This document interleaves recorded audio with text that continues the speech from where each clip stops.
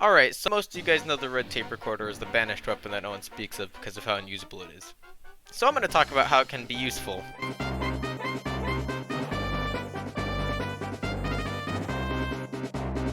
I've been experimenting with it in competitive TF2 for a while now, and this is what I've gotten from it.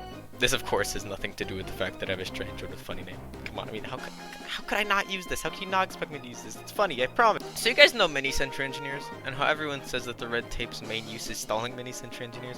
Well, I completely agree. Wrong! I know everyone just says that this is useful, but I find an even better use elsewhere. I just had to get this out of the way, because every red tape video I've seen is just about this, and no one has thought outside the box. It's not even that much better against mini-sentry engies. Most of the time they just unsap it, and I save the metal by not destroying it. So it's really just a waste, even people say it's useful.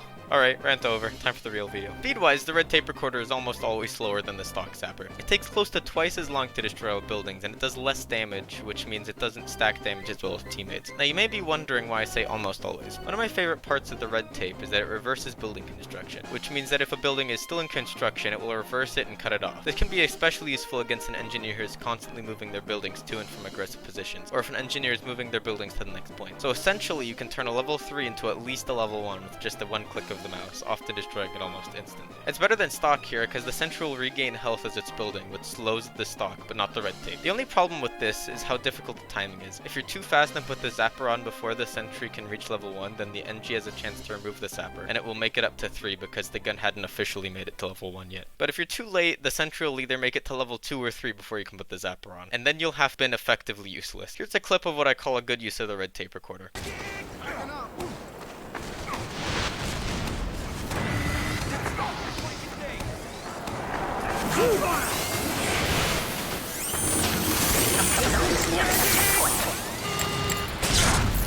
I wasted 400 of the engineer's metal with just a click of the button, and left my team open to rush their second while they're stuck with a level 1. Another small gimmick of the red tape is that it only drops one ammo pack that the engineer can't pick up, as opposed to the shreds of metal the stock zapper leaves when it destroys something. I personally haven't found any use out of this yet, but I guess it could be good on maps with a little ammo if you used it on a dispenser or something. I don't know, but it could be useful for draining their ammo source. The red tape recorder can also be a real team player by zapping while your team's pushing. And yes, I'm aware the same thing can be accomplished by the stock with more damage stacking included. But in a situation where you can only put on a zapper before having to leave, the red tape is better. While stock is good for getting the job done quickly, the red tape is better for stalling for more time. You may be wondering how it do so, because it doesn't say anything about it slowing on the stats. But this is just a part of the deconstruction step. When an NG removes the zapper, the gun takes time to go through the building animations again, giving you either more time to fight the NG and his team, or your team more time to get in and take the gun out. Albeit it's only for a moment, but every second counts, especially in a game like TF2 where there are so many things that can happen in a second. If you are one of the people who want to actually give it a chance, you may be wondering how to use it, or if you need to play with it differently. Well, my answer to that is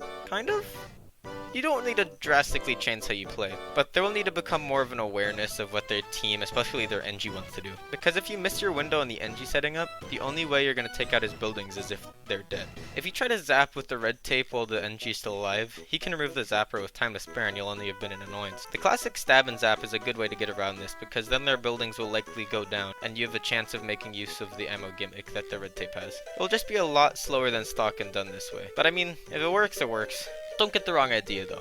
This doesn't mean you should always run it. It's not like a direct upgrade to stock or anything, so you should still use stock most of the time. Stock's more consistent with being able to take down buildings no matter what the situation. Sure, there's the situations I mentioned which it could shine, but most of the time it's just being outshined by stock with more consistent damage. I feel the best way to use it is to switch to it whenever you think the enemy team is going to retreat, or if any of the situations I mentioned could unfold, then switch back to stock for consistency. If I could choose how to balance the red tape, I would either make it so that it deconstructs buildings faster so there's a bigger window to destroy constructing buildings, or I'd make it that after removing the zapper, the buildings have a longer stun period before they can do anything. I personally prefer the second one because then it'd be more obvious for something that the stock can't do, but you guys let me know what you think. I think what many people fail to realize about the red tape though is that it has its moments and isn't a complete waste of time. It can raise the spy skill ceiling even further, having to decide when to use it and learning to read the enemy even further. Well, I'm ready to be hated for having an unpopular opinion, but if you made it this far, then thank you for watching. And if you don't hate me yet because I used the red tape recorder, then be sure to subscribe for more. I promise none of them will be as bad ideas as this one.